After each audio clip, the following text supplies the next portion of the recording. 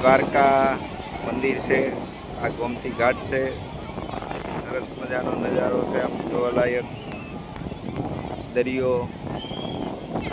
હાલો મિત્રો, દ્વારકાના દર્શન કરવા હોય તો આવી જાઓ બધા.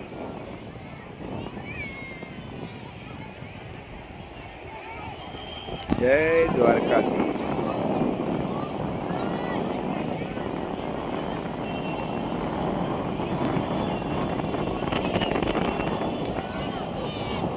જય દ્વારકાધીશ. દ્વારકા મંદિર છે.